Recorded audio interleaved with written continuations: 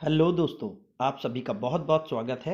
आज के वीडियो में चर्चा करेंगे डायरेक्ट और इनडायरेक्ट स्पीच पर, जिसमें डायरेक्ट सेंटेंस का क्या मतलब है, इनडायरेक्ट क्या होता है, डायरेक्ट स्पीच के क्या पार्ट्स ऑफ सेंटेंसेस हैं और क्या नियम होंगे, रूल्स क्या होंगे जिसमें से डायरेक्ट को इनडायरेक्ट में बदला जा सकता है। जानेंगे सब कुछ। अगर चैनल से पहली बार जुड़े हैं तो चैनल को सब्सक्राइब जरूर करके रखें, जिससे आने वाला वीडियो आप तक सबसे पहले पहुंच सके। चलिए वीडियो शुरू करते हैं।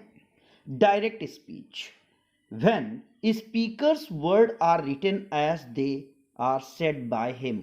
अगर बोलने वाले के शब्द वैसे ही लिखे हैं जैसे कि उसने बोले थे, तो उन शब्दों को हम डायरेक्ट सेंटेंस कहते हैं, क्योंकि ये स्पीकर के वही शब्द होते हैं जो उसने कहे होते हैं। डायरेक्ट स्पीच में हमेशा ध्यान रखना है कि सेम वर्ड्स यूज होंगे। जैसे teacher said to student, teacher ने स्टूडेंट से कहा यू आर गुड परफॉर्मर्स। अब यहां पे चूंकि कहा टीचर ने है, स्टूडेंट से कहा है और आप सब अच्छे परफॉर्मर्स हैं, ये बात कही गई है। इनडायरेक्ट स्पीच क्या होगी? When speaker's message is told to other person by listener in listener's word। याद रखिएगा, इसमें वर्ड्स लिसनर के होंगे, मैसेज स्पीकर का होगा, उसे हम इनडायरेक्ट सेंटेंस कहेंगे, यानी किसी दूसरे की बात को दूसरे के माध्यम से कहा जाता है। एग्जाम्पल, टीचर टोल्ड स्टूडेंट्स, मैंने वही सेंटेंस पीछे से लिया है। टीचर सेड टू स्टूडेंट को टीचर टोल्ड स्टूडेंट कर देंगे that they were good performers, यानी टीचर ने कहा था आप सब अच्छे परफॉर्मर हैं। जब स्टूडेंट ये बात किसी दूसरे से कहेंगे तो वो ये बात कहेंगे कि वो सब एक अच्छे परफॉर्मर थे, हैं नहीं। Parts of direct speech, direct speech यानी जब डायरेक्ट सेंटेंस है तो उसके क्या पार्ट होंगे, वो किन पार्ट्स में डिवाइड होगा। First part, reporting verb. याद रखेंगे, part which tells us about subject and object. वो पार्ट डायरेक्ट का जो हमें बताता है किसने किससे कहा, वो भाग रिपोर्टिंग वर्ब कहलाता है, यानी सब्जेक्ट और ऑब्जेक्ट के बारे में बताने वाला पार्ट रिपोर्टिंग वर्ब होगा। जैसे teacher said to student you are good performer, इस सेंटेंस में ब्लू से लिखा हुआ part teacher said to student, teacher ने स्टूडेंट से कहा, रिपोर्टिंग वर्ब होगा। Reported speech, second part of the direct sentence reported speech होता है। यह वाक्य बाद में लिखा होता है, कभी कभी ये पहले भी आ सकता है। जैसे message told by speaker to listener, यानी किसने किससे कहा, ये बात डायरेक्ट सेंटेंस में रिपोर्टेड वर्ब है।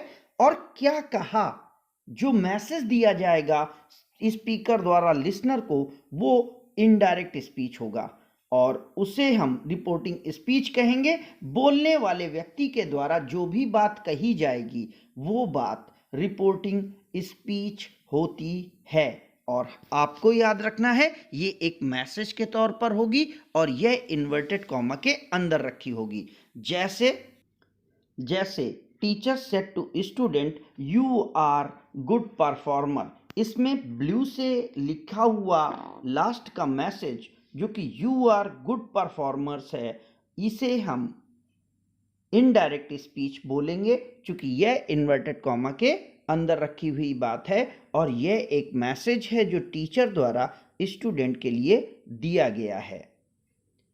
Rules regarding changes from direct into indirect speech, क्या नियम होंगे जिन्हें हम फॉलो करेंगे जब डायरेक्ट से इनडायरेक्ट में बदलते हैं।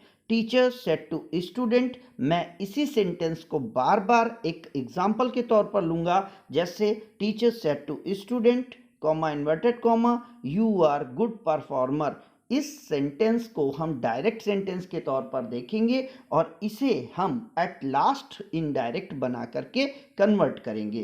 तो इसमें पहले नियम के तौर पर ग्रीन से देखें, जहां पर फर्स्ट नियम है after reporting verb comma is removed, means reporting verb के बाद जो कॉमा लगा होता है उसे हटा देते हैं। नियम नंबर 2 के तहत inverted commas of reported speech is removed. Arrow से दोनों चीजों को शो किया गया है। रिपोर्टेड स्पीच का जो इन्वर्टेड कॉमा होगा वो इनडायरेक्ट बनाते समय हम हटा देंगे। रिपोर्टेड वर्ब के बाद का कॉमा भी हटा दिया जाता है। नियम नंबर 3, रिपोर्टेड वर्ब और रिपोर्टेड स्पीच को जोड़ने के लिए कंजक्शन दैट का प्रयोग किया जाता है। नियम इस तरीके से रहेगा। नियम 3, that conjunction is used for joining reported verb to reported speech. Arrow के द्वारा दैट लिख करके ये बात शो की गई है स्क्रीन में कि दैट किस जगह पर आना है। नियम number 4, if reported verb has object, अगर रिपोर्टेड वर्ब में ऑब्जेक्ट आया है देन सेज टू टेल्स में बदलेगा, will say to will tell में बदलेगा एंड सेड टू टोल्ड में बदलेगा। आपको याद रखना है यहां पर टू के बाद ऑब्जेक्ट का आना जरूरी है, तभी हम इस तरीके का चेंज करेंगे। अदरवाइज हम सिंपली वही वर्ब वैसी ही लिखी रहने देंगे, उसमें कोई भी चेंज नहीं किया जाएगा अगर ऑब्जेक्ट नहीं आता है तो। यही चीज नीचे otherwise verb will not B change के द्वारा शो की गई है स्टार मार्क के साथ। मींस अगर रिपोर्टेड वर्ब में केवल सब्जेक्ट है और वर्ब आई है, ऑब्जेक्ट टू प्लस ऑब्जेक्ट नहीं आया है, तो वहां पर रिपोर्टेड वर्ब में कोई भी चेंज नहीं किया जाएगा। और अगर आई है तो जैसा कि नियम नंबर 4 में says to tells, will say to will tell and said to told में बदल दिए जाएंगे। नियम number 5, if reported verb is in present tense, symbol says, और future tense, symbol will say, यानी रिपोर्टेड वर्ब में अगर प्रेजेंट का कोई टेंस आया है या फ्यूचर का कोई टेंस आया है then tense of reported speech will not be changed. बहुत इंपॉर्टेंट रूल है।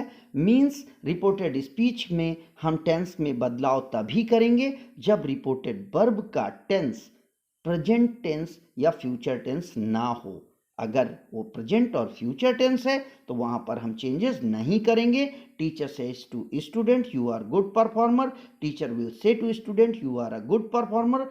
दोनों में प्रेजेंट और फ्यूचर है जो कि रेड स्क्वायर से इनसर्किल्ड है। इसके कारण हम यहाँ के सेंटेंसेस में यू आर गुड परफॉर्मर में आर को चेंज नहीं करेंगे, प्रोनाउन चेंज होंगे।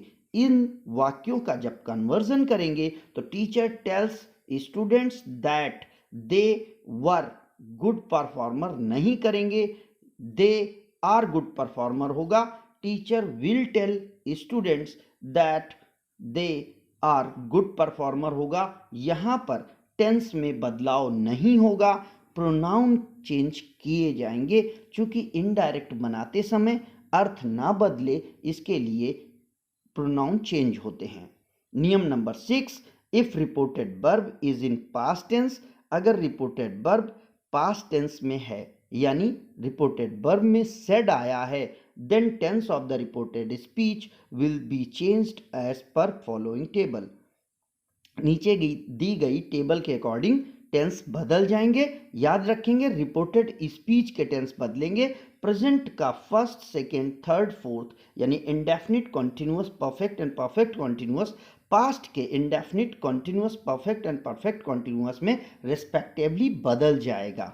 आपको डायग्राम में दिख रहा होगा। नेक्स्ट, पास्ट टेंस अगर रिपोर्टेड स्पीच में आया है जिसमें फर्स्ट एंड सेकेंड है यानी पास्ट इंडेफिनिट जो कि सेड होगा तो हैड सेड हो जाएगा। अगर पास्ट कॉन्टिन्यूअस आया है जिसमें वॉज वर सेइंग होगा तो हैड बीन सेइंग हो जाएगा। कैन का कुड, मे का माइट, शैल का शुड और विल का वुड रिस्पेक्टिवली कर दिया जाएगा। Next rule, if habitual truth, universal truth, proverb और हिस्टोरिकल ट्रुथ, ये 4 ऐसी कंडीशंस हैं जिनको बहुत अच्छे से समझना जरूरी है डायरेक्ट इनडायरेक्ट को बनाते समय। अगर हैबिचुअल ट्रुथ जिसमें कि आपका dog barks at a stranger, ये आदत का सत्य है। Universal truth sun rises in the east, कोई प्रोवर्ब यानी कहावत, 2 and 2 make 4, 2 और 2 4 होते हैं, historical truth, Rana Pratap was a brave warrior जैसी चीजें अगर रिपोर्टेड स्पीच में आती हैं तो रिपोर्टेड स्पीच का टेंस नहीं बदलेगा। Means are given in the reported speech, then tense will not be changed even if reporting verb is in past tense. अगर रिपोर्टिंग वर्ब पास्ट टेंस में है तो भी हम रिपोर्टेड स्पीच का टेंस नहीं बदलेंगे। एग्जाम्पल के तौर पर teacher said to student, dog barks at a stranger में सेम सेंटेंस रहेगा, टेंस नहीं बदलेगा। Thank you friends, thank you for watching the video. हम नेक्स्ट वीडियो में डायरेक्ट इनडायरेक्ट की एक्सरसाइज के साथ आपके समक्ष फिर उपस्थित होंगे।